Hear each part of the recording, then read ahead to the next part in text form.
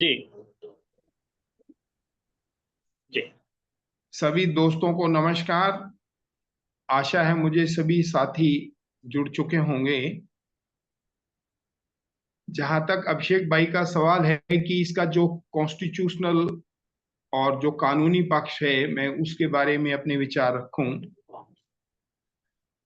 तो इसको मैं यूं शुरू करता हूं कि भी आर्टिकल 243 जी, जहां से हमारी ग्राम सभा की प्रक्रिया सारी शुरू की जाती है संविधान के अंदर।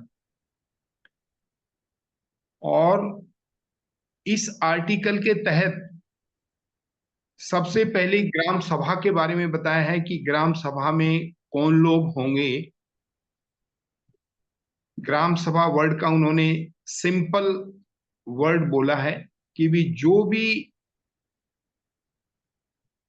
अपने गांव के अंदर 18 साल से ऊपर की उम्र का है, जो कॉन्स्टिट्यूशनल राइट है वोट देने का अधिकार, वहां से ग्राम सभा का मेंबर वो शुरू हो जाएगा।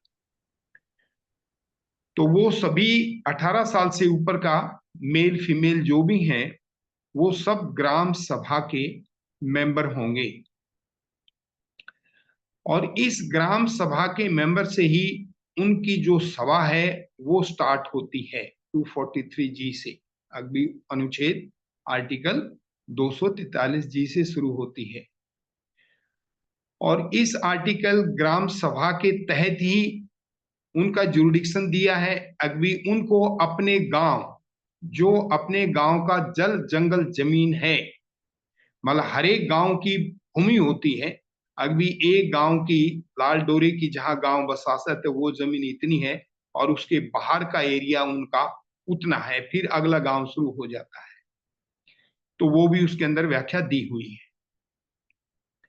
अब ग्राम सभा के अंदर जो मैंडेटरी हैं, हमारा 243 जी के अंदर जो कॉन्स्टिट्यूशनल वर्ड है उसमें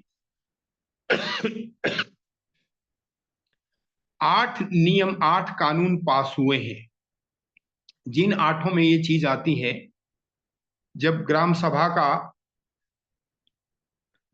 सभा सशक्तिकरण के बारे में या ग्राम सभा स्वराज के बारे में जो व्याख्या होती है, तो उसका सबसे पहला वर्ड आता है 8 हमारे मैंडेट अधिकार हैं जो उनको दिए हुए हैं। उनमें जैसे सबसे पहले कि हर 5 साल में इलेक्शन होगा, नहीं सॉरी, सबसे पहला है कि भी कम से कम उस स्टेट की 20 लाख की जनसंख्या होनी चाहिए जहां पे ये लागू होगा। 20 लाख से कम में नहीं होगा ये स्टेट का। नंबर 2, वहां हर 5 साल में इलेक्शन होंगे। नंबर 3, वहां पे हमारे शेड्यूल कास्ट और शेड्यूल ट्राइब की रिजर्वेशन होगी। वहां पे वेमेन्स की जो है हमारी, उनकी अलग से रिजर्वेशन होगी। और इन्हीं के साथ साथ फिर उन्होंने अगले अधिकार, सॉरी, अगला जो मैंडेट दिया है वो दिया है कि इसका जो फाइनेंस कमीशन है, जो फाइनेंस पैसा है, उसका एक फाइनेंस कमीशन बनेगा। और उसको 1 साल के अंदर अंदर ये डिसाइड करना होगा कि एक स्टेट गवर्नमेंट का जो गांव है जनसंख्या के मुताबिक उसको कितना पैसा हर साल दिया जाएगा। इसी तरह जो प्लानिंग का अगला वर्ड है वो भी मैंडेट है कि जो प्लानिंग है आर्टिकल के तहत वो भी दिया हुआ है कि भी हर एक जो स्टेट गवर्नमेंट है वो एक प्लानिंग बोर्ड, उनको अपने गांव में निर्णय लेने का अधिकार दिया जाएगा। वो विषय वो देंगे भी किन किन चीजों के ऊपर उन्हें देना है। ये बाई लेजिस्लेचर, बाई कानून के तहत है। पंचायती राज व्यवस्था, ये हमारे स्टेट गवर्नमेंट, मतलब हमारी स्टेट का है, राज्यों का विषय है। और गवर्नमेंट ने, क्योंकि केंद्र सरकार ने इस कानून को बनाया है सॉरी कानून को बनाया और ये अधिकार फिर स्टेट गवर्नमेंट को दे दिया है कि वो इसमें कितना उन्होंने लागू करना है, कितना लागू नहीं करना है, ये भी उसमें दिया हुआ है। लेकिन उसने अंदर एक सबसे जो इंपॉर्टेंट चीज है, इसमें 2-3 बार महेश्वरी भाई ने इसमें सवाल किए कि इस विधानसभा संविधान के मुताबिक लेजिस्लेचर बाय लॉ के तहत कि उन्हें कितनी पावर मिलनी चाहिए और कितनी पावर नहीं मिलनी चाहिए। उसमें एक वर्ड बड़ा क्लियर है, स्टेट गवर्नमेंट में authorise state government may authorise for a self institution, कि वो इतनी अथॉरिटी और पावर देगी, जो अगला चैप्टर आता है उसी के अंदर, पावर, अथॉरिटी एंड रेस्पॉन्सिबिलिटी। तो स्टेट गवर्नमेंट को उतनी अथॉरिटी एक ग्राम सभा को देनी पड़ेगी, जिससे कि वो अपनी सेल्फ इंस्टीट्यूशन, अपनी गांव की तीसरी सरकार बना सके। ये उसके अंदर क्लियर है, यही उसमें फांच है जो हमारी जब state law minister, sorry central law minister से श्री हंसराज भारद्वाज, उन्होंने इस चीज को हमारे आमने सामने बैठ के 1 to 1 क्लियर किया था इस पूरे लॉ के बारे में। और वही लॉ मैं आपसे शेयर कर रहा हूं कि भी इसमें स्टेट गवर्नमेंट के लिए मैंडेटरी है कि भी उसे हर हालत में सेल्फ इंस्टीट्यूशन, जो अपने निर्णय लेने का अधिकार है, वो गांव की ग्राम सभा के पास दिया हुआ है। और रिस्पॉन्सिबिलिटी जो फिर उनको आगे दी हुई है, ये पावर के साथ साथ भी उन्हें अथॉरिटी के साथ साथ फिर रिस्पॉन्सिबिलिटी के उनके क्या क्या अधिकार हैं। उन अधिकारों में बड़ी सिंपल सी चीज है, वो हमारे जो शेड्यूल 11वें शेड्यूल के तहत जो 29 अधिकार हैं, उनके तहत उन्हें पूरे निर्णय लेने का अधिकार है। बिजली है, पानी है, सड़क है, शिक्षा है, चिकित्सा है, पशुपालन है, डेयरी है, उसके जो जो गांव की मेन सी समस्याएं हैं, वो तकरीबन बलवंत राय कमेटी ने छाट करके लॉ मिनिस्टर को दिया और उसी के ऊपर ये सारा ड्राफ्ट तैयार हुआ 1992 के तहत। और फिर 1993 के अंदर नरसिम्हा राव की जो सरकार थी, राजीव गांधी जी के समय में, कांग्रेस की सरकार के समय में, इसके ऊपर पूरा मतलब विवेचन हुआ और सारी जानकारियां सभी स्टेट से ली गई कमेटी द्वारा, और कमेटी ने फिर ड्राफ्ट अपना 1992 में दिया, जो फिर लोकसभा और राज्यसभा में पास हुआ और राष्ट्रपति की मोहर लगी। तो लेजिस्लेचर का जो स्टेट गवर्नमेंट है उसका अधिकार है, लेकिन जो एक बार कानून बन गया, जो 73वां संशोधन एक बार पास हो गया राष्ट्रपति की मोहर से, दोनों सदनों के अंदर, मतलब संसद के अंदर जब पास हो गया, तो उसमें स्टेट गवर्नमेंट उतना ही रख सकती है जितना कि ग्राम सभा को ये अधिकार दे दें सेल्फ गवर्नमेंट बनाने का। ये क्लियर करें आप अपने दिमाग में कि उन्हें हर हालत से ये कानूनी है, ये मैंडेटरी है हर एक लेजिस्लेचर के लिए जो स्टेट गवर्नमेंट की है, कि वो उन्हें गांव में पूरा अधिकार बनाने का, मतलब ग्राम सभा को निर्णय लेने का अधिकार दे। पिछली बार तुमने लाखों का सामान वो कर दिया था।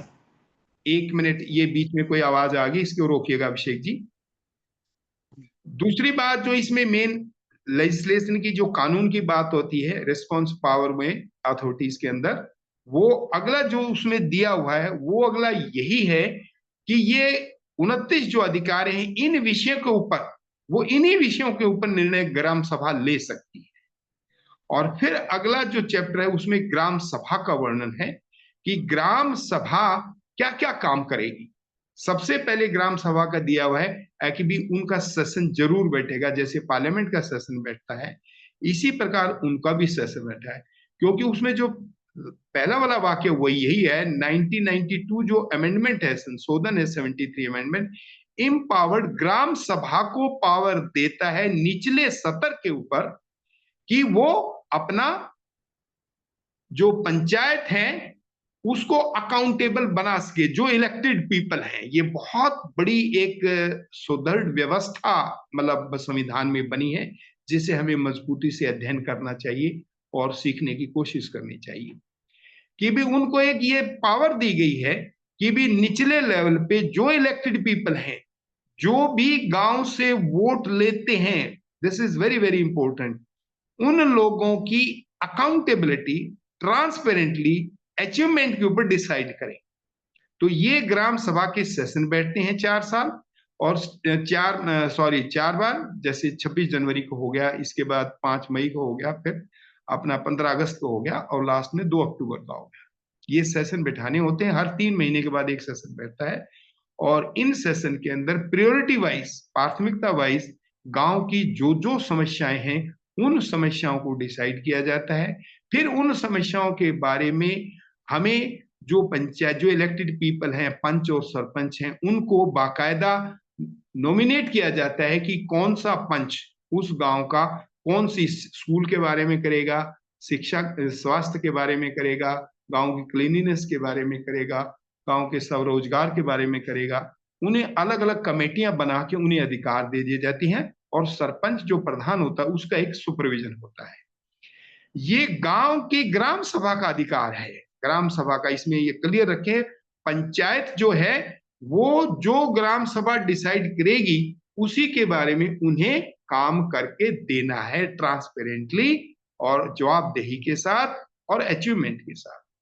लास्ट में इसमें दिया हुआ ग्राम सभा की पावर में, अगर वो नहीं काम करते हैं तो हर 3 महीने में उसके काम की मॉनिटरिंग होगी बाकायदा। उस मॉनिटरिंग में अगर कोई पंच और सरपंच काम नहीं करता है या जवाबदेही नहीं देता है या गैर हाजिर होता है, तो उसको वार्निंग देने का अधिकार है और कॉल बैक, वापस बुलाने का अधिकार है। ये सबसे बड़ा जो प्रजातंत्र है, सहभागी लोकतंत्र है, वो वहां से स्टार्ट होता है। ये हमें ध्यान रखना चाहिए कि उसको वापस बुलाने का अधिकार भी वहां है, कि अगर आप काम नहीं करते तो आप या तो इस्तीफा दीजिए, नहीं तो हर एक स्टेट गवर्नमेंट ने, जैसे हमारा हरियाणा स्टेट गवर्नमेंट है, उसने 33% जो लोग वोटर हैं गांव के, अगर वो दस्तखत करके रेजोल्यूशन पास करके सीधा डीसी को, डिप्टी कमिश्नर डीएम को देते हैं, तो डीएम को उस रेजोल्यूशन पे कार्रवाई करते हर हालत से उस पंच या सरपंच को जो जवाबदेही जिसकी फिक्स नहीं होती है, गैर हाजिर होता है, काम नहीं करता है, तो उसको हटाने का अधिकार, घर बिठाने का अधिकार दिया हुआ है। तो ये ग्राम सभा की आ गई। इसके बाद जो तीसरी इसमें संवैधानिक वर्णन है संशोधन के अंदर, वो दिया हुआ है कि हमारी जो पंचायतें हैं उन्हें क्या काम करना है। उन पंचायतों को भी जो हमारा 11वां शेड्यूल है और उसके जो 29 अधिकार है, उसमें विशेष तौर से वर्णन दिया हुआ है कि भी वो काम तो करने ही करने, लेकिन विशेष तौर से वो गांव के लैंड ऑर्डर के लिए, कम्युनिटी हार्मनी के लिए और जेंडर के लिए भी, कम से कम महिलाओं के लिए, बच्चियों के लिए कोई ऐसी गलत चीज गांव के अंदर ना हो जिसके बारे में उन्हें निर्णय लेने का अधिकार है। और यहाँ पे देखने वाली बात है, ये निर्णय जब ग्राम सभा का है तो इसमें प्रशासन का इंटरफेरेंस नहीं है। सभी लोग इस बात का ध्यान रखें कि अब ग्राम सभा की तीसरी सरकार है। उन्हें त्रिमूर्ति, मतलब जैसे हमारे स्टेट गवर्नमेंट को 3 मूर्ति का अधिकार है, कानून बनाने का अधिकार है, ये उसमें बड़ा क्लियर कट उसके अंदर दिया हुआ है। और इसी अधिकार के तहत उन्हें, मतलब ना केवल ये काम करने के बल्कि टैक्स लगाने का भी अधिकार उन्हें दिया हुआ है। गांव की जो जल जंगल जमीन है उसके ऊपर उन्हें कितना रेवेन्यू इकट्ठा करना है वो दिया हुआ है। और साथ में जो स्टेट गवर्नमेंट है और जो सेंट्रल गवर्नमेंट है उसका एक हिस्सा जो गवर्नमेंट का, जैसे सेंट्रल गवर्नमेंट का अगर इनकम टैक्स इकट्ठा करता है तो स्टेट गवर्नमेंट को 1/3 उसको देना ही देना पड़ता है। इसी प्रकार जब तीसरी सरकार का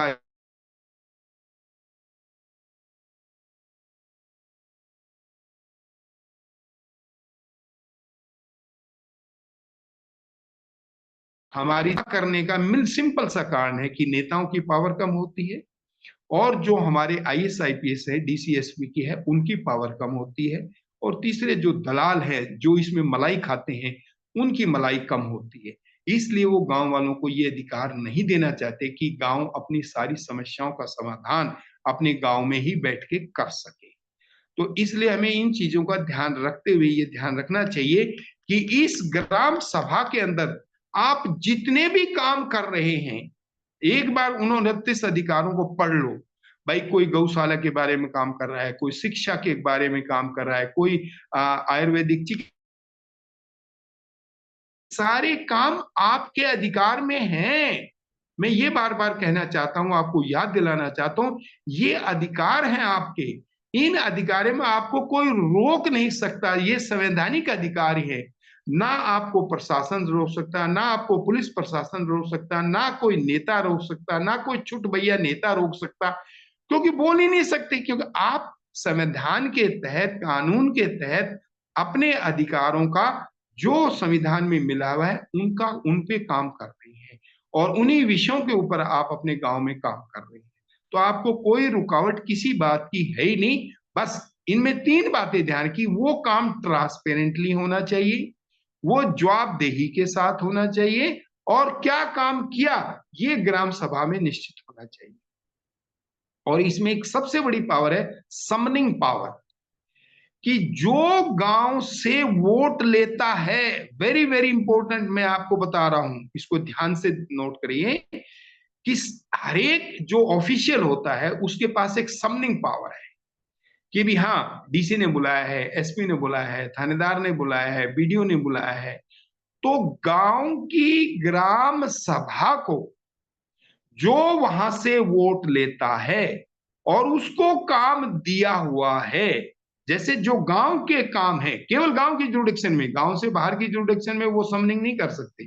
फर्ज करो एक कत्ल हो गया, उस कत्ल के तहत वो एसपी को गांव में बुलाने का अधिकार रखते हैं कि एसपी साहब, एसएचओ साहब, आप बताइए आपने ये मर्डर क्यों नहीं अभी तक ट्रेस किया, जब हमने मुलजम आपको दे दिया, हमने मौका आपको सारी चीज दे दी, और फिर भी ये अरेस्ट नहीं हो रहा है। तो मतलब वहां जवाबदेही प्रशासन की फिक्स होगी। क्यों फिक्स होगी? क्योंकि वो सरकार बन गई है। वो क्यों वहां जवाबदेही फिक्स होगी? क्योंकि वो भी एक सरकार है, जैसी एक स्टेट गवर्नमेंट की सरकार है वैसी ही एक गांव की सरकार है। बहुत बड़ा अधिकार है ये। इस अधिकार को अगर सभी लोग समझ लें और एक बार ले लें, और सबको जानकारी एक बार गांव तक, अपने इलाके में, जो अभिषेक भाई कहते हैं अपने ब्लॉक में जो अडॉप्ट करके एक बार देना शुरू कर दें 29, 35, 40 गांव में, तो ये आवाज धीरे धीरे आपके पूरे जिले में फैल जाएगी, और जिलों से पूरे राज्य में फैल जाएगी, राज्यों से पूरे देश में फैल जाएगी। एक इतना बड़ा अधिकार और हथियार लोगों के पास आता है, किसी भी नेता की जवाबदेही फिक्स करने। उस अधिकार के तहत अगर किसी एमएलए ने उस गांव से वोट लिया है, वो एमएलए चीफ मिनिस्टर भी बन जाता है। उस एमएलए के अधिकार क्षेत्र में, चीफ मिनिस्टर के अधिकार क्षेत्र में जो काम आते हैं, जैसे फर्ज करो कोई वहां से अपने गांव के एरिया से स्टेट गवर्नमेंट का कोई टोल निकल रहा है, और उस टोल में कह दिया गांव वालों की भाई हम टोल इसलिए देंगे क्योंकि ये हमारी जल जंगल जमीन से गया हुआ है, तो स्टेट गवर्नमेंट ये फैसला करे कि गांव वालों का टोल नहीं लगेगा। और ये अधिकार क्षेत्र क्योंकि स्टेट गवर्नमेंट का है, कैबिनेट का है, जब कैबिनेट उसमें डिसीजन लेगी तो ही स्टेट गवर्नमेंट उनको, गांव वालों को फ्री कर सकती है।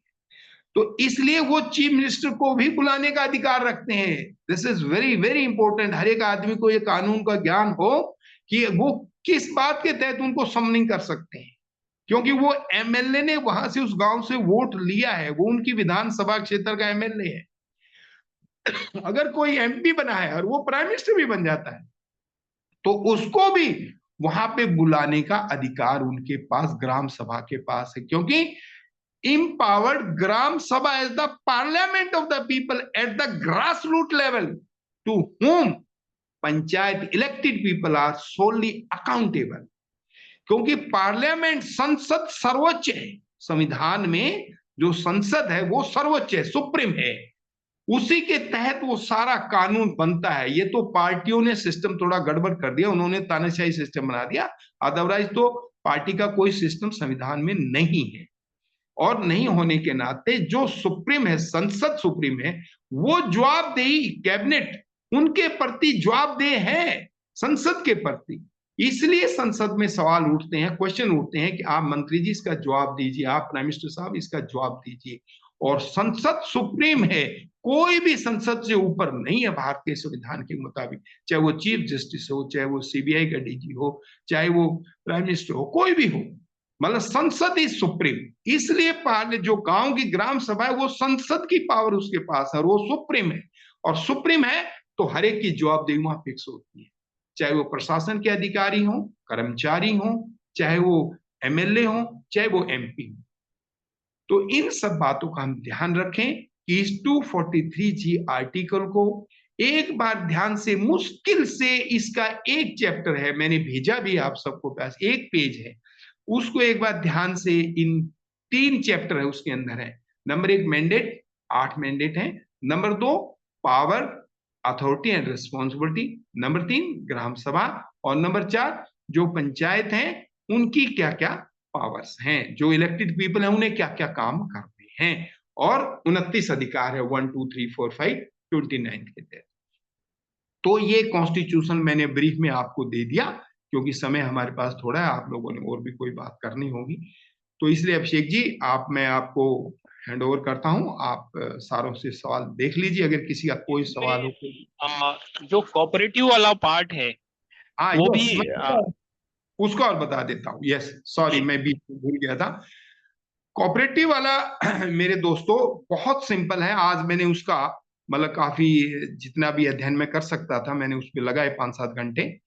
तो उस कोऑपरेटिव चैप्टर ने 243 जेड यहां से शुरू होता है, 243 जेड से, और जेड के साथ हमारा जो कॉन्स्टिट्यूशन कोऑपरेटिव सोसाइटी है वो आई से शुरू हो जाता है। EFG IJKLMNOPQRST, ये 10 कानूनी प्रावधान हैं सोसाइटी के। नंबर 1 उसमें है कोऑपरेटिव सोसाइटी क्या है, उसकी परिभाषा दी हुई है कि कोऑपरेटिव सोसाइटी एक कुछ लोगों का समूह है जो अपने आप को रजिस्टर्ड करते हैं। कोऑपरेटिव सोसाइटी पहले रजिस्टर्ड होगी, उसके जो मेंबर होंगे वो रजिस्टर होंगे, रजिस्टर के बाद फिर उनके ऑफिस बेयर होंगे, प्रेसिडेंट होंगे, वाइस प्रेसिडेंट होंगे, वाइस चेयरमैन होंगे, कैशियर होंगे, वो होंगे। इसके बाद फिर उनके इन लॉज बने हैं कि आपने अपनी कोऑपरेटिव सोसाइटी के किन किन किस किस विषय पे आपने अपने काम करना है। आप गांव में काम करना चाहते हैं, शहर में काम करना चाहिए, किस चीज की कोऑपरेटिव बना रहे हैं आप, वो उसमें वर्णन दिया होता है। इसके बाद फिर इन ऑफिस बेरर के चुनाव होते हैं। उन चुनाव के लिए 3 या 5 साल जो आपकी कोऑपरेटिव उसमें दिया हुआ होता है, उन चुनाव के तहत राजनीति उसमें आती है। इसके बाद हर साल आपको अपना पूरा ऑडिट देना होता है कि आपने कोऑपरेटिव में कितने पैसों से काम शुरू किया, कितने पैसे लोगों से लिए और उनको क्या क्या वापस दिए, उसकी पूरी जवाबदेही अकाउंटेबिलिटी सेट होती है। इसके लास्ट में होता है कि जो वहां पे लेजिस्लेचर है, मतलब सरकार है, स्टेट गवर्नमेंट का, ये भी स्टेट गवर्नमेंट का सब्जेक्ट है, और स्टेट गवर्नमेंट के तहत ही सोसाइटीज आती हैं। इसलिए हमारी जो रजिस्ट्रार सोसाइटी है वो स्टेट लेवल पे होता है, और उस के अंदर ही सारी कोऑपरेटिव जितनी भी एक स्टेट के अंदर है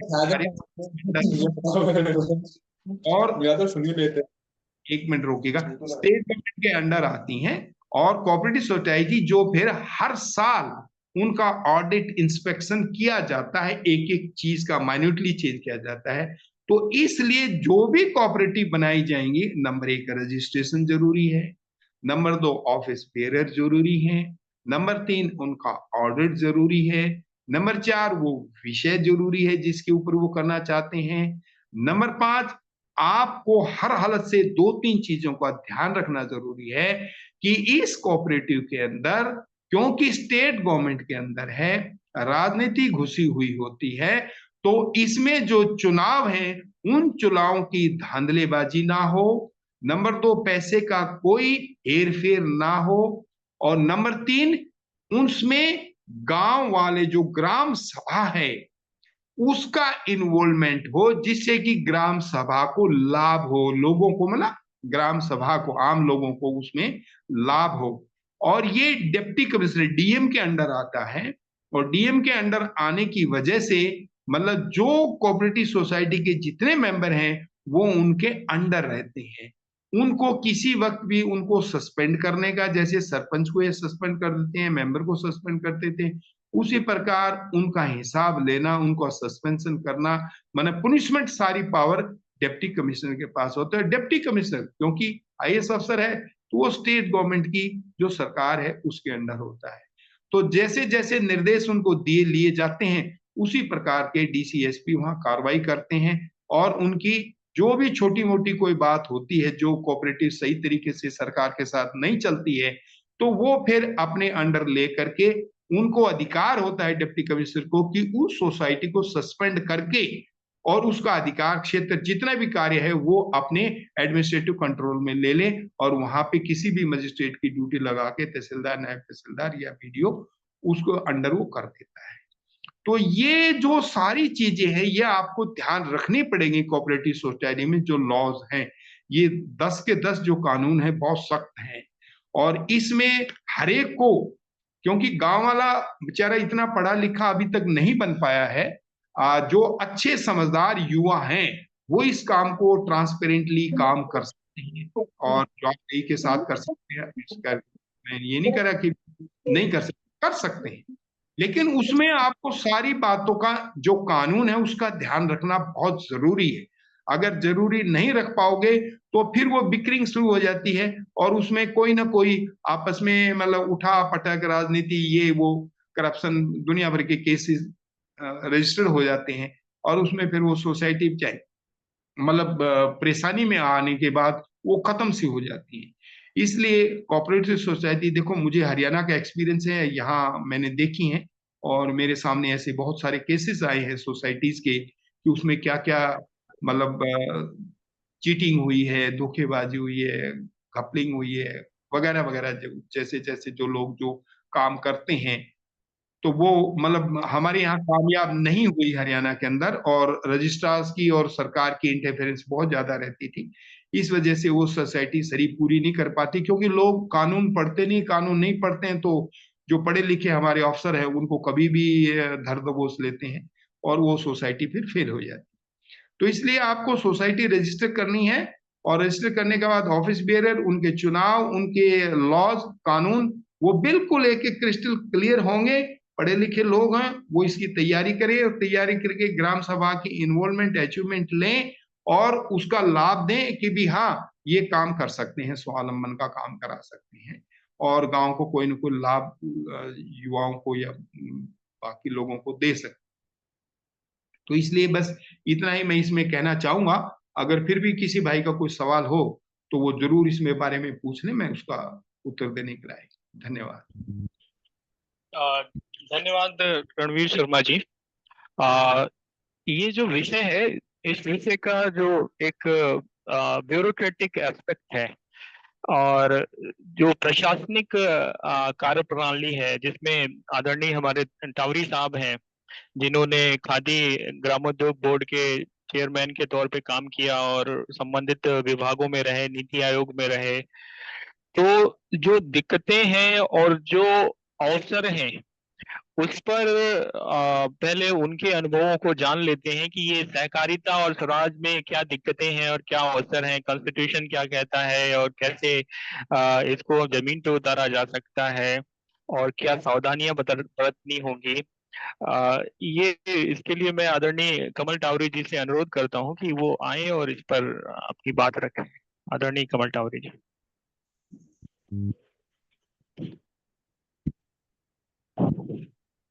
मुझे बड़ी खुशी है क्योंकि अपने भाई साहब का जो अनुभव है रणवीर शर्मा जी का, वाकई बहुत अच्छा लगा। इन्होंने जो क्लैरिटी कर दिया।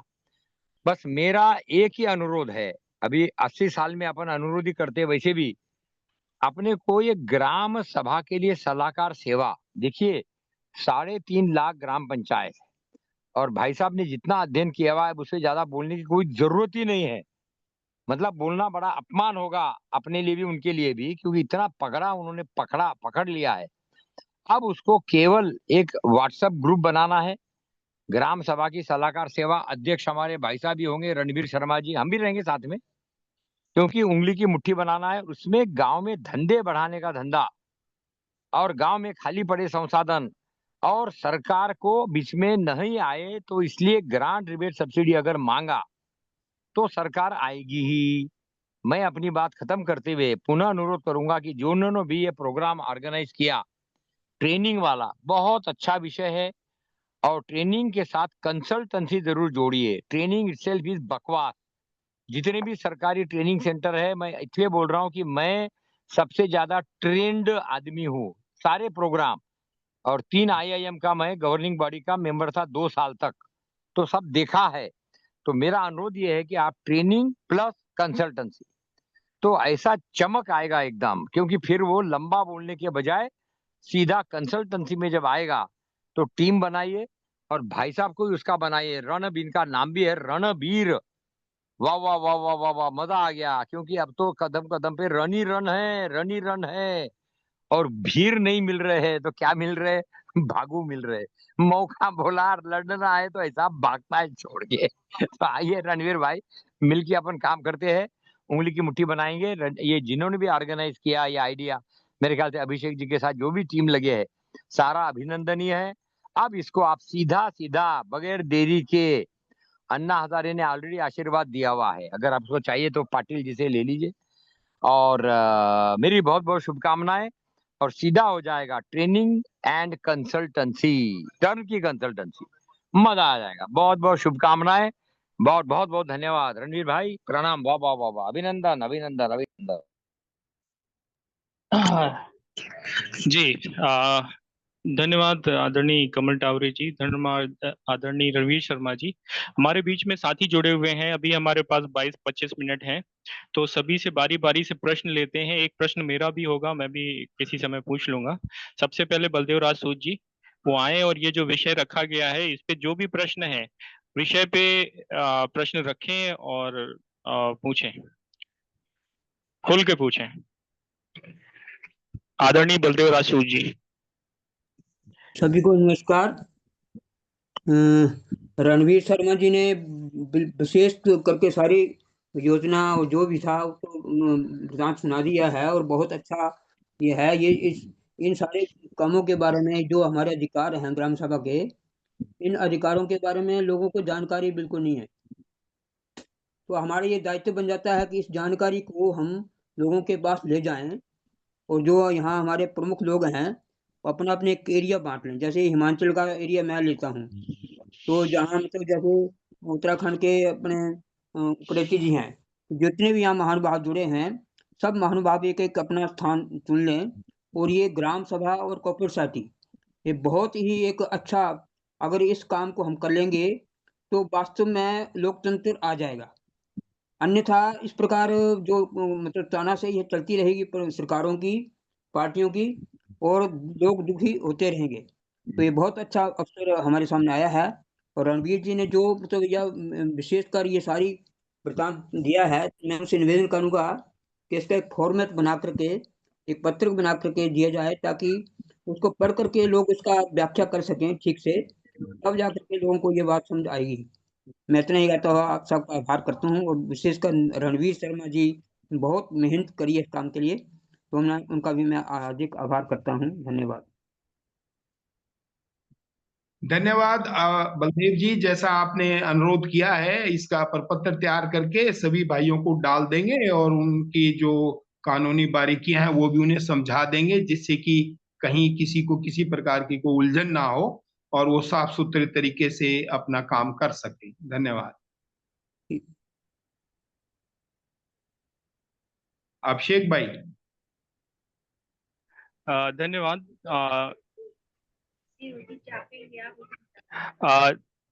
अन्य साथी उत्पत्ति जी।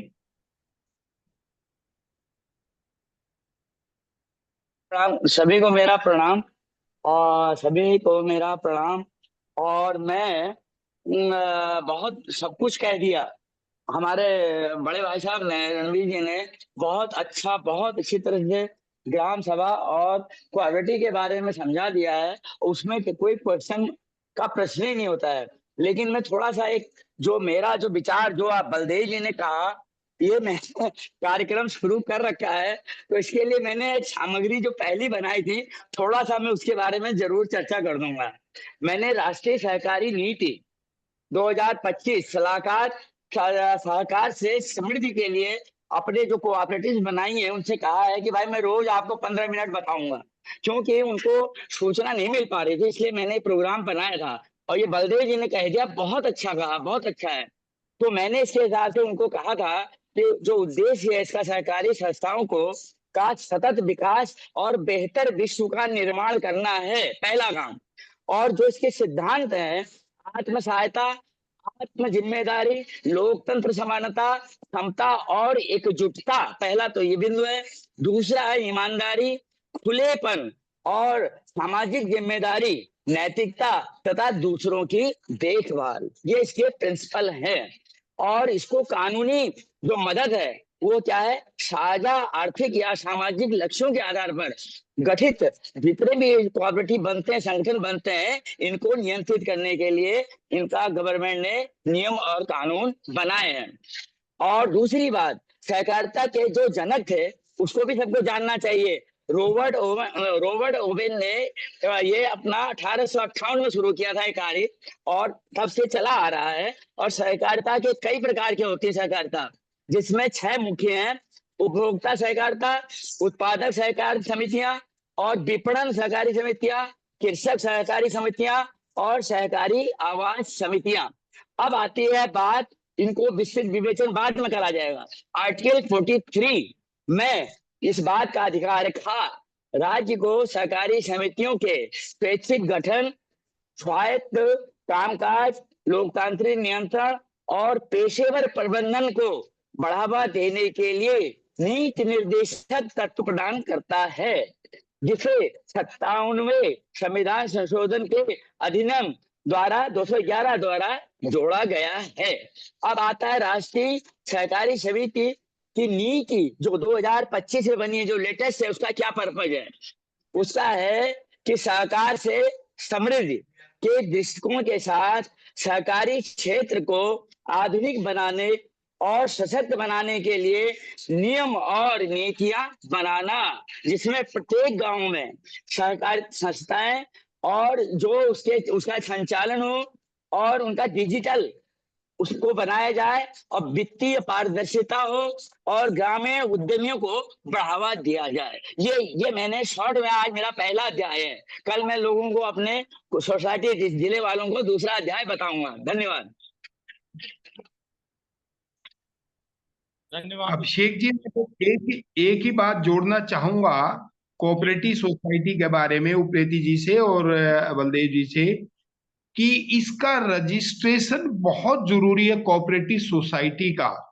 अगर रजिस्ट्रेशन नहीं कराते हैं, जैसे रिजर्व बैंक ऑफ इंडिया का मनी सर्कुलेशन एक्ट है, उसी प्रकार कोऑपरेटिव सोसाइटी का लेजिस्लेचर, स्टेट लेजिस्लेचर है कि भी मनी सर्कुलेशन, भाई लोग आपस में लेनदारी ब्याजदारी करते हैं, वो करते हैं, लेकिन जिस दिन अगर सरकार के उसमें आदेश होते हैं तो बगैर कोई भी, मतलब मनी सर्कुलेशन जो है वो बगैर सरकार की परमिशन के या रजिस्ट्रेशन के नहीं हो सकती है। तो इसलिए बैंकिंग प्रणाली को लागू किया गया कि भी जो भी आपका पैसा लेन देन होगा वो बैंकों के थ्रू होगा। अगर प्राइवेट तौर से कोई करता है, जैसा अभिषेक जी आप भी पूछ रहे हैं कि भी हमने इसमें सोसाइटी को रजिस्ट्रेशन वगैरह नहीं करना, कानून या लॉ या संविधान वो ये कहता है कि कोऑपरेटिव सोसाइटी का अगर पूरा लाभ लेना है तो उसको बाकायदा रजिस्ट्रेशन और कानून के फॉर्म में ही चलाओगे तो वो बेहतर रहेगा, जिससे कि किसी के ऊपर कोई आंच नहीं आएगी। लेकिन अगर उसे उचंती कोई चलाता है तो वो जब तक चलती है तब तक चलती है, जब तक कोई बात उसमें पता चल जाती है तो लोग आपस में शिकायत करते हैं, तो वो फिर दूसरे मामला चला जाता है। ये मेरी रिक्वेस्ट थी सारों से कि भी प्लीज अपनी कोई भी कोऑपरेटिव सोसाइटी चलाने के लिए आप उसकी छोटी सी रजिस्ट्रेशन जरूर करा लें। ठीक है, उसमें कानूनी थोड़ी सी बात आती है कि भी ऑफिस बेरर होंगे, उनका चुनाव होगा, उनके कानून लॉ बनेंगे कि भी हमने कैसे कैसे काम करना है, और उसका ऑडिट होगा, लेकिन वो आपके लाभ में होगा। अगर उचंती आप उसकी करोगे तो वो कोई भी आदमी शिकायत करके उसके ऊपर कार्रवाई करवा सकता है। ये मेरी एक राय थी छोटी सी। धन्यवाद जी।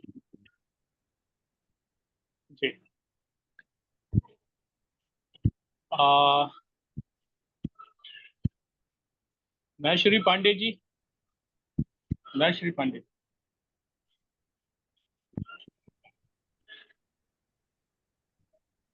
महेश्वरी पांडे जी। हाँ जी, सभी को प्रणाम। मेरा जो ये बहुत सॉलिड स्टडी रणवीर भैया की है, केवल एक पॉइंट और क्लियर करेंगे। गांव सभा वोटर से क्रिएट हो जा रही है। एक गांव में 3000 वोटर हैं, यानी गांव सभा के 3000 सदस्य हैं, और इलेक्शन के माध्यम से निर्वाचित कर दिया सरपंच और वार्ड मेंबरों को। अब पावर जो गांव सभा में निहित है तो उसका क्या अब वो 2/3 बहुमत 3,000 में से 2,000 लोगों को जुटाना, उनके सिग्नेचर कराना, ये प्रोसीजर थोड़ा सा बताएंगे कैसे ये होता है? बड़ा सही सवाल है महेश्वर भाई।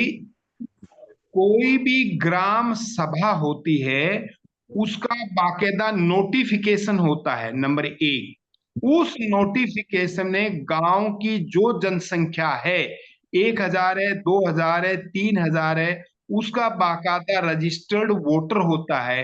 आगे उसकी वोटर आईडी होती है कि इस गांव में इतने वोटर आते हैं। आपने कहा 3,000, 3,000 गांव के वोटर आईडी का अगर एक पंच सरपंच और उसका नोटिफिकेशन हमारे डिप्टी कमिश्नर या डीएम ऑफिस से हुआ है, उस गांव का नोटिफिकेशन होता है अभी ये गांव और इसकी ये जुरिडिक्शन है, ये इसका जल जंगल जमीन है।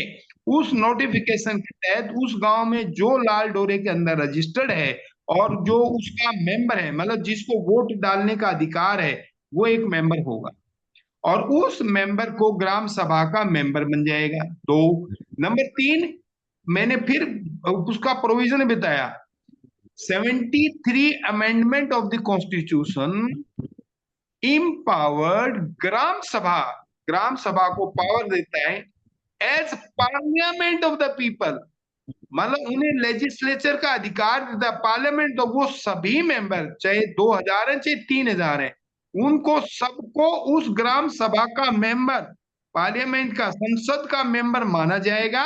नंबर दो, जो निर्णय होगा, वहां जो निर्णय होंगे, उनका जो सभापति है वो तो सरपंच ही रहेगा, प्रधान है, लेकिन वो निर्णय 2/3 बहुमत से, जैसे पार्लियामेंट में होता है यस और नो, अभी ये बिल हमने लाना है, उसमें बाकायदा पूरा बिल्कुल पार्लियामेंट की तरह वो चलेगा कि भी वहां पूरी कानून कार्रवाई होगी कि आपने आज ये फर्ज करो पानी के बिल के बारे में बात करनी है कि भी हमें पानी के बारे में, हमने पानी देना है सबको, तो उसके लिए हमने कोई कुआ है, जोहड़ है या तालाब है, कहाँ से पानी लेना है या किसी नहर से लेना है, उसके लिए कितना खर्चा आना है, ये कानून हमने बनाना है आज।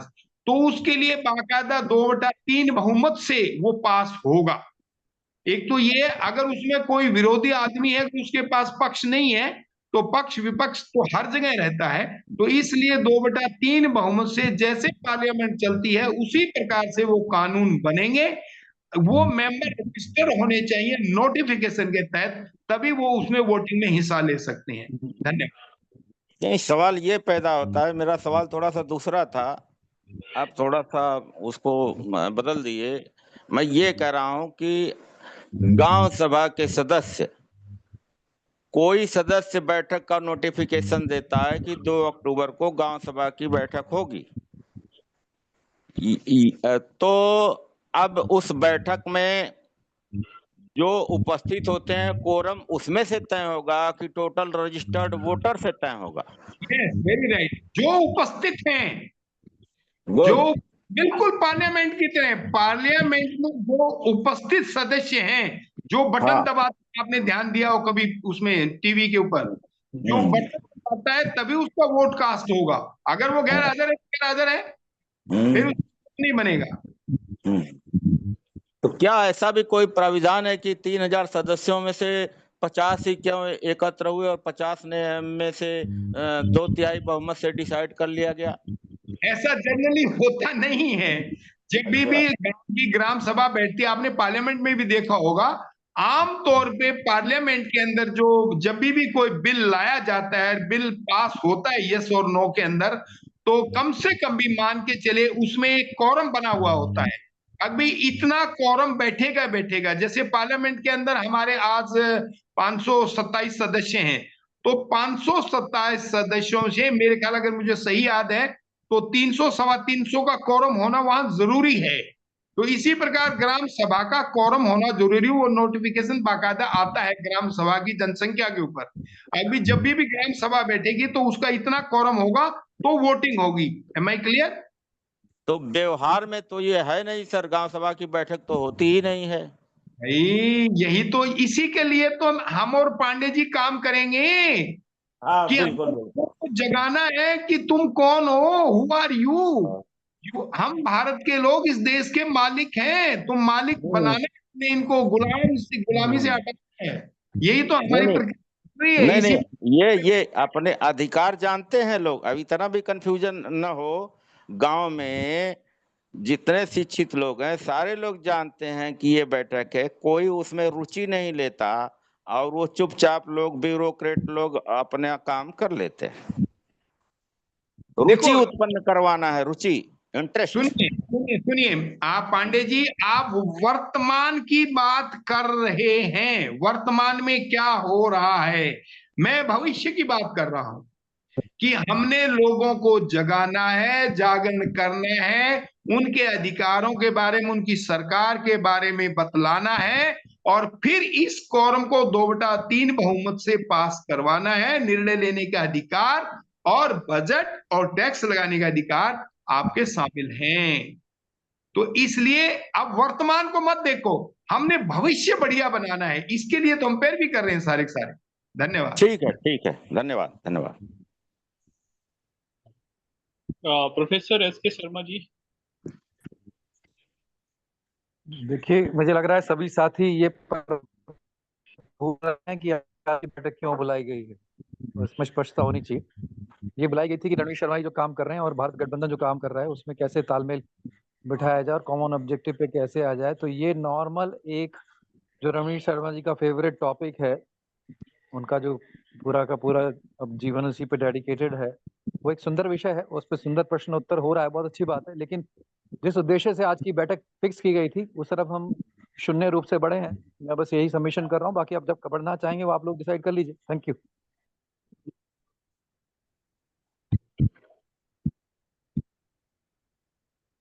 आचार्य विजय कारेकर जी, मधुसूदन पहाड़िया जी, आचार्य विजय कारेकर जी।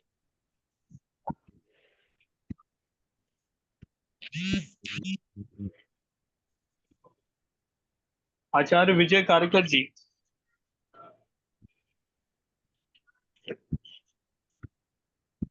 मधुसूदन पलारिया जी, कोई प्रश्न? भाई साहब नमस्कार, आप सभी लोगों को। भाई साहब सुन रहे थे, जजमेंट ले रहे थे नेतृत्वशाला के अंदर। थोड़ा हम भी एक सहकारिता समिति अपने क्षेत्र में बनाने के लिए अपने जो टीम है उसको हम तैयार कर रहे हैं।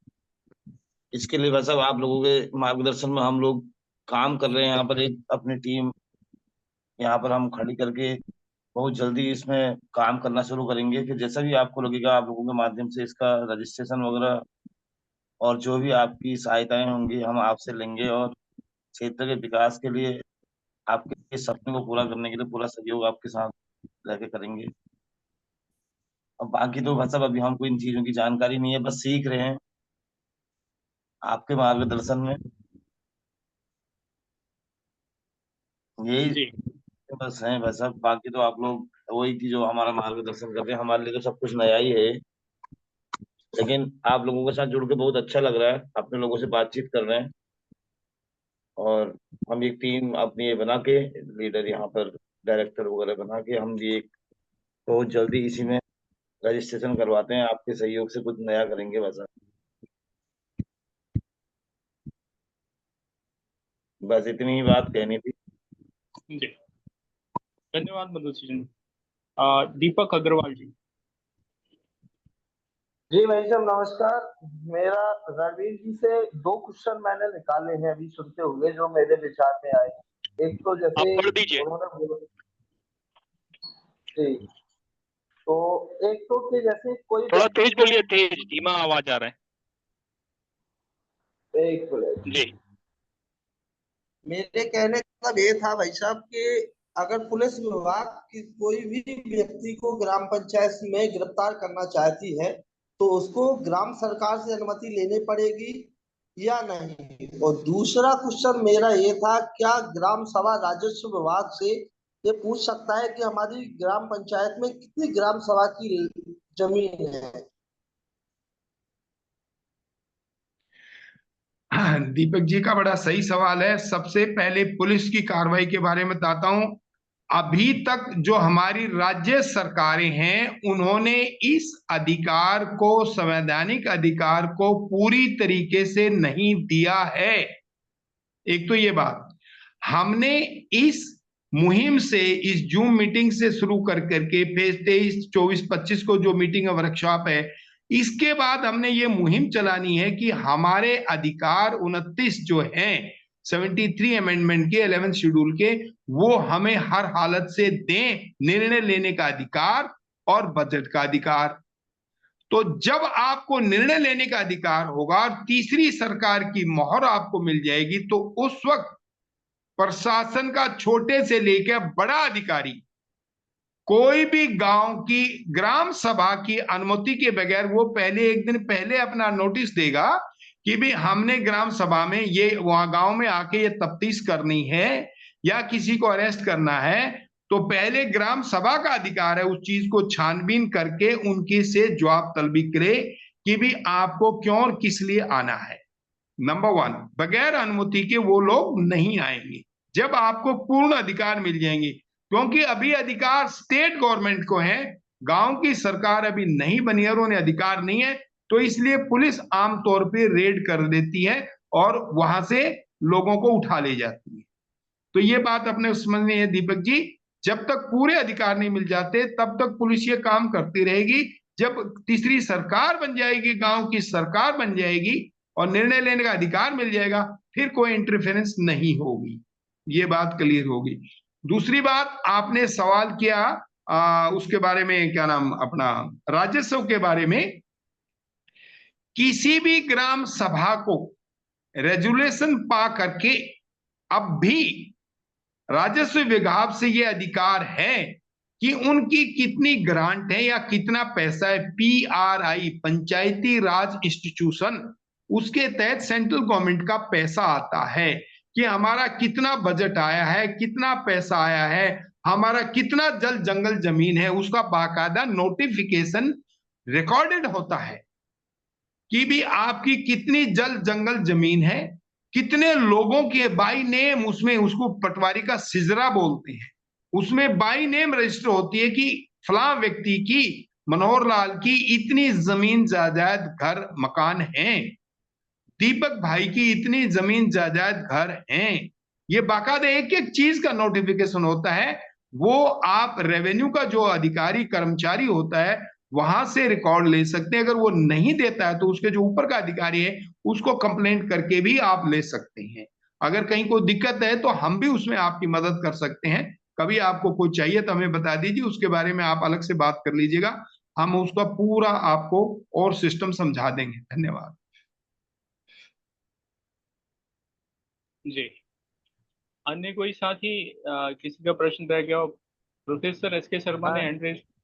एक बात मैं रखना चाहता हूँ शर्मा जी और सब दोस्तों के लिए, ये प्रश्न भी है और एक्शन प्लान भी है। एक, अगर हम प्रति गांव 2 करोड़ 3 करोड़ का इन्वेस्टमेंट प्लान सरकारी ग्रांट सब्सिडी के बगैर, क्योंकि फिर BDO ADO CDO नहीं आएंगे, इन्वेस्टमेंट प्लान, उसमें जो खाली पड़ा है, पेड़ों में धंधा, ग्रामोद्योग में धंधा, नर्सरी में धंधा वगैरह वगैरह वगैरह, तो ये सलाहकार सेवा का एक बहुत बड़ा योगदान हो सकता है, बड़ी लाइन बनाना जिससे वो स्वाभिमानी बने। इस पर मेरी अन्ना से चर्चा हो गई है और वो डाला हुआ है। एक, दूसरा, गांव का पैसा, जैसे जवानी है, पेड़ है, पानी है बोलते हैं, वैसा ही गांव का पैसा अगर गांव में ही लगे, यानी बैंकों में न रखा जाए, तो जो प्रश्न आ रहा है 35% क्रेडिट डिपॉजिट रेशियो, मुझे हर जिले का अलग अलग अलग अलग सारा उपलब्ध है कंप्यूटर में, तो मेरा रणवीर से ये भी एक अनुरोध है कि जितना हम सरकार से अपेक्षा करेंगे उतना ही वो MLA है, कलेक्टर है, सारे बीच में है। आपने बहुत अच्छा विश्लेषण दे दिया। अब तो केवल ये है कि गांव वालों के साथ ग्राम सभा या गांव के उद्यमी वो कैसे अपने उद्यमिता को बढ़ाए और कैसे स्वराज वाला मॉडल, उसमें लोकलाइजेशन वगैरह, मेरे ख्याल से 2 बिंदु डाल दे, इन्वेस्टमेंट वाला और गांव में ही गांव एक, अच्छा ये गांव सभा भी लोन ले सकती है, लेकिन अपन वो ग्राम सभा लोन ले उसके फेवर में अभी नहीं है। वैसे वैधानिक ढंग से उनको कोई रोक नहीं सकता अगर लेना चाहे तो, मगर उसको सेकंड स्टेज में रखे। तो मेरा अनुरोध ये है, और और सबसे अनुरोध है कि इस पर प्रश्न करें कि कैसे एक गांव में धंधे बढ़ाने का धंधा और बढ़ सकता है। धन्यवाद। Hello Abhishek ji, hello. जी जी बोलिए। आप जो आदरणीय बड़े भाई जी कमलानंद जी बोल रहे हैं वो बड़ा सही मतलब हमें एडवाइस कर रहे हैं कि गांव का जो पैसा है, जैसे फर्ज करो गांव की एक जमीन होती है जो सामूहिक जमीन जिसे बोलते हैं, वो जमीन होती है, उसकी आमतौर पे ठेका वगैरह जो उठता है तो उसके पैसे को बैंकों वगैरह में डाल सकते हैं। ये गांव का पूरा अधिकार है, संवैधानिक अधिकार है, कानूनी अधिकार है कि वो पैसा अपने गांव का 2/3 बहुमत के रेजुलेशन से जहां भी लगाना चाहते हैं, उसके लिए कोई स्कूल खोलना चाहते हैं, उसके लिए कोई उद्योग लगाना चाहते हैं, उसके लिए कोई संस्था बनाना चाहते, वो वहां उसको यूज कर सकते हैं ट्रांसपेरेंटली और अकाउंटेबिलिटी के साथ। घपला करते हैं तो फिर वो केस रजिस्टर होता है। तो बिल्कुल वो उस पैसे को अपने उद्यम के लिए किसी भी इंडस्ट्री के लिए लगा सकते हैं, और रेजुलेशन पास होना जरूरी है, और उसकी इंफॉर्मेशन अधिकारी कर्मचारी हैं, बीडीओ दफ्तर हैं, इनको देनी होती है कि भाई हमने अपने गांव का ये पैसा यहाँ लगाया करके उनको देना होता है, जिससे कि कोई भी प्रशासन का अधिकारी कभी भी आके उसको चेक कर ले, हाँ भाई ये पैसा था 1 करोड़ रुपया, इस 1 करोड़ रुपए से ये उन्होंने उद्योग लगाया अपने गांव के बच्चों के लिए, जिससे कि उनको एक वहां पे काम मिले और काम के साथ साथ उनको आमदनी मिले। ये बिल्कुल वो कर सकते हैं, लेकिन ये गांव का रेजुलेशन होना जरूरी है, और रेजुलेशन करने के बाद ये सूचना वहां देनी जरूरी है, और इसके बाद अगर सरकार वहां पे निर्णय लेने का अधिकार बन जाता है तो फिर उसकी भी जरूरत नहीं होती है। आज तक के जो कानून है उसके तहत तो ये करना पड़ेगा, और कल का दूसरा जब बदलाव आ जाता है अगर उन्हें पूरे अपने गांव में इंडिपेंडेंट निर्णय लेने का अधिकार है, तो फिर उसकी भी जरूरत नहीं है, फिर वो गांव उस पैसे को अपने ग्राम सभा के प्रति वो जवाबदेह होंगे, सरकार के प्रति नहीं है। धन्यवाद जी। देखिए समय हो चुका है, प्रश्न नहीं लिए जाएंगे क्योंकि ये 8 बजे तक ही है। प्रोफेसर संजय शर्मा ने हैंड रेस किया था, तो संक्षेप में बात रखते हैं। कोई भी प्रश्न है, अगर 7 बजे से 8 बजे की मीटिंग है तो कोशिश करें 7:50 तक हैंड रेस करके पूछ लें। प्रोफेसर संजय शर्मा अपनी बात रखें। मैं संजय शर्मा जी का जवाब दे देता हूं, उन्होंने जो बात कही है, इजाजत है क्या? जी जी जी। नहीं, मैं दूसरी बात कह रहा था कि ग्राम सभा के साथ हमारा जो भारत गठबंधन है, उसके लिए जो हमारा ग्राम सभा सशक्तिकरण या ग्राम सभा स्वराज का मैसेज है, वो एक बहुत जबरदस्त मैसेज उस भारत गठबंधन को उठाने के लिए करेगा। अगर हम सब लोगों ये कॉमन एजेंडा बन जाता है कि भी हाँ हम सब ने मिलकर इस पे काम करना है, तो ये बदलाव का एक बहुत बड़ा विकल्प खड़ा हो जाएगा, अगर सबकी सहमति, सहयोग और समर्थन मिलता है तो। धन्यवाद। हमारी पूर्ण सहमति है इसमें। बहुत बहुत धन्यवाद। हमने ऐसे कम से कम 10 लोग इकट्ठे करने हैं जो लोग सहमति दें और अपना कॉपरेशन फंडिंग के लिए भी करें, क्योंकि इन चीजों के लिए खर्च कहीं ना कहीं ज्यादा होता है। एक सर बात कहना चाह रहा हूँ। हेलो शर्मा जी, रणवीर जी रणवीर, मैं ये कह रहा था कि जो कोऑपरेटिव बना रहे हैं ना हम लोग, उसका क्या ग्राम के ग्रामीण को लोगों का जो गांव से उसका मतलब इस तरह की व्यवस्था कर दी जाए कि दोनों का धन जो है वहीं ग्राम में ही लग जाए, बैंकों में जाए क्यों? नहीं, आपकी बात बिल्कुल सही। एक मिनट में कोई जानना चाह रहा हूँ। अब हम कोऑपरेटिव बना रहे हैं, बैंक बन गया हमारा गांव में ही, गांव का पैसा गांव में लगाए, हम कोऑपरेटिव हमारा देखेगी उसको, तो क्या प्रॉब्लम है? नहीं, मैं आदरणीय मैंने उसका उदाहरण बता दिया आपको, मैं फिर दोबारा बता रहा हूँ।